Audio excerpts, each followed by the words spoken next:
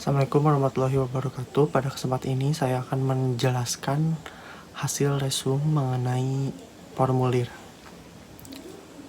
Formulir atau form menurut Mulyadi adalah organisasi formulir catatan dan laporan yang dikoordinasikan sedemikian rupa untuk menyediakan informasi keuangan yang dibutuhkan oleh manajemen agar mudah mengelola perusahaan tersebut. Formulir merupakan dokumen yang digunakan untuk merekam terjadinya transaksi. Formulir disebut juga dokumen karena mencatat peristiwa-peristiwa yang terjadi dalam organisasi dengan cara direkam maupun ditulis atau dengan istilah didokumentasikan di atas cari kertas. Ada dua cara. Yang pertama menggunakan metode manual, yaitu ditulis secara tangan di atas kertas, kemudian secara elektronik, secara online. Hubungan formulir dengan diagram sistem akuntansi adalah karena pada subsistem akuntansi pokok terdapat dokumen sumber, di mana dokumen sumber tersebut merupakan sebuah kumpulan formulir yang sudah diinformasikan kemudian digunakan diproses melalui jurnal, buku besar, neraca lajur, hingga laporan keuangan. Formulir disebut juga media karena formulir merupakan media untuk mencatat peristiwa dalam organisasi ke dalam sebuah catatan. Contoh formulir adalah formulir faktur penjualan. Yang kemudian ada formulir jurnal. Kemudian dibagi lagi menjadi formulir jurnal penjualan, formulir jurnal penerimaan kas, formulir jurnal pengeluaran kas. Kemudian ada jenis-jenis formulir dibagi menjadi 5. Yang pertama adalah formulir satu set, yaitu satu formulir dalam beberapa rangkap dengan isi yang sama seperti faktur penjualan yang sudah dijelaskan tadi. Kemudian ada formulir continuous berbentuk beberapa lembar, dibatasi, perforasi, dapat disobek bila diperlukan. Contohnya printer komputer ataupun struk listrik yang dikeluarkan ketika pembayaran. Itu bisa dilakukan berulang kali dan disobek juga. Kemudian ada formulir tanpa karbon, beberapa tembusan yang dapat diisi sekaligus tanpa kertas karbon. Contohnya tiket pesawat yang sekaligus menjadi identitas yang tercatat sebagai penumpang pesawat tersebut. Kemudian ada formulir dengan tinta magnetis, yaitu suatu hal yang dapat dibaca oleh alat input untuk langsung diproses oleh komputer. Contohnya seperti barcode pada produk maupun barcode yang sudah disediakan melalui seperti e-wallet dan lainnya. Kemudian ada formulir optical karakter, adalah bentuk angka dan huruf yang dapat dibaca alat input otomatis dan ditransfer ke komputer. Contohnya seperti pada paspor, di mana terdapat nomor data terkait pemilik paspor tersebut. Manfaat atau kegunaan formulir. Terdapat beberapa macam manfaatnya. Yang pertama ada untuk menentukan hasil kegiatan. Kenapa dikatakan menentukan hasil kegiatan? Hasil yang berupa dokumen tersebut berupa laporan kegiatan pertanggungjawaban dari pengelolaan perusahaan tersebut.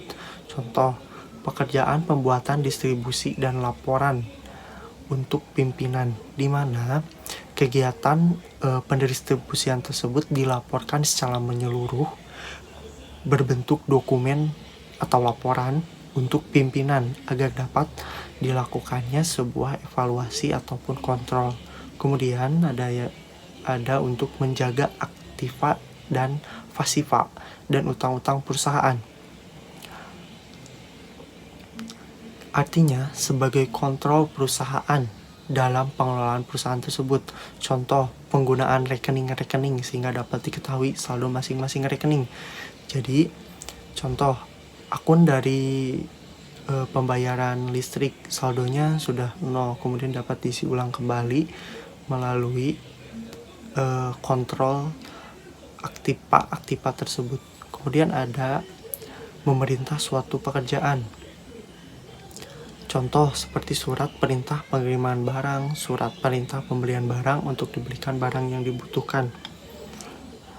Yang terakhir ada untuk penyusunan rencana kerja, penilaian hasil, dan penyesuaian rencana-rencana. Dapat diartikan bahwa bentuk dari hal tersebut adalah berupa kontrol, evaluasi, dan pembentukan rencana secara menyeluruh mengenai pengelolaan perusahaan. Contohnya rencana produksi untuk menilai kegiatan produksi dan untuk mengadakan perubahan terhadap rencana yang akan datang. Macam-macam formulir. Yang pertama ada formulir menurut sumbernya. Yang pertama, formulir yang dibuat dalam perusahaan dan digunakan untuk intern dan disimpan dalam perusahaan. Contohnya, kartu jam kerja, memo kredit debit, pengeluaran barang, bukti permintaan, dan lain-lain. Artinya, formulir yang dibuat dan dihasilkan ini digunakan oleh internal perusahaan tersebut. Kemudian ada formulir yang dibuat dalam perusahaan dan dikirim kepada pihak luar perusahaan. Contoh, faktur penjualan, bukti kas keluar, surat order pembelian.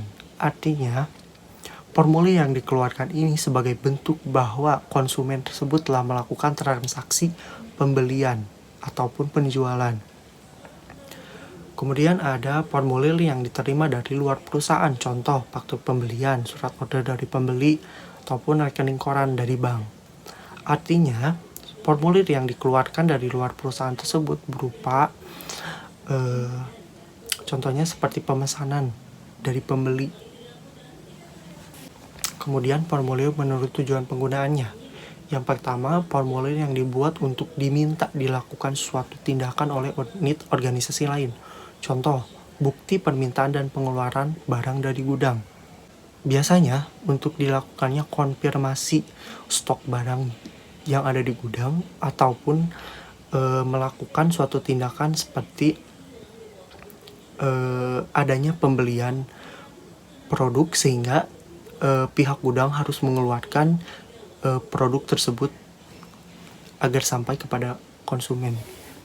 Kemudian ada formulir yang digunakan untuk mencatat tindakan yang telah dilaksanakan. Contoh, faktur pembelian, faktur penjualan, ataupun kartu jam kerja. Ini artinya berkaitan dengan dilakukannya tujuan. Faktur pembelian untuk apa sih? Untuk bukti bahwa sudah dilakukannya bentuk pembelian. Kemudian faktur penjualan bahwa sudah adanya bukti transaksi adanya penjualan produk A atau B. Kemudian kartu jam kerja, dibuatnya kartu jam kerja sebagai bentuk contohnya seperti absensi kerja lah, seperti itu. Nama dan alamat perusahaan harus ada pada formulir. Untuk apa? Agar ketika formulir dikirim keluar perusahaan terdapat nama, alamat, kemudian logo, dan tujuannya untuk memudahkan identifikasi asal formulir tersebut. Yang keenam ada nama formulir. Ini adalah bentuk identifikasi dan biasanya untuk menggambarkan fungsi formulir tersebut. Kemudian yang ketujuh ada identifikasi pada setiap formulir. Digunakan perusahaan untuk menggunakan beberapa jenis formulir. Kemudian ada formulir besar, menghindari kesalahan pengisian formulir. Kemudian ada pencetakan garis pada formulir. Digunakan jika formulir tersebut akan diisi dengan tulisan tangan. Kemudian pencantuman nomor urut cetak sebagai bentuk pengawasan pemakaian formulir. Kemudian ada rancangan formulir yang hanya memerlukan pengisian tanda centang ataupun cakra, atau dengan mencantumkan jawaban ya atau tidak. Formulir ganda dari formulir ASI dan tembusan. Kemudian pembagian zona. Digunakan kapan sih formulir digunakan?